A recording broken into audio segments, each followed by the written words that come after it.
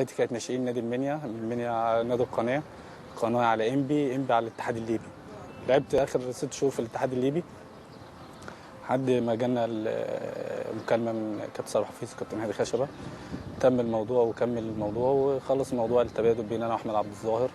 احمد عبد الظاهر اعاره 6 شهور، انا بيع نهائي النادي الاهلي 3 سنين ونص.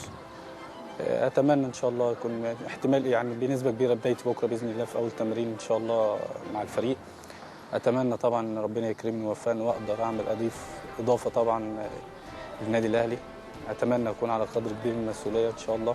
اتمنى رسم البسمه على كل جماهير النادي الاهلي ان شاء الله باذن الله. الاختلاف كبير من انت بتلعب في انبي او بتلعب في اي نادي في مصر وبتلعب في النادي الاهلي. الاختلاف دلوقتي انت النادي الاهلي بتنزل قدام اوبشن واحد 3 بونت، فانت بتلعب تحت ضغط 3 بونت لازم مكسب. انت ممكن تكون انت بتلعب في انبي بتلعب في اي نادي تاني درون مكسب ممكن تخسر فعادي بتلم نفسك ماتش ورا التاني، لكن النادي الاهلي 3 بونت يعني وده طبعا شيء انا مدرك الموضوع ده كويس جدا. النادي الاهلي نادي مكسب، نادي مكاسب، نادي بطولات، فانت طبيعي اي ماتش بتنزل فيه بتبقى لازم 3 بونت. احنا عندنا الاسره كلها اهلاويه طبعا، والدي طبعا اهلاوي واتمنى يا رب يبقوا قاعدين كده مبسوطين مني وانا في ادائي في الملعب قبل اي حد بصراحه يعني. اتمنى ان هم طبعا اكون مصدر سعاده ليهم باذن الله في الماتشات، احراز اهداف مع الجمهور طبعا والجهاز الفني باذن الله.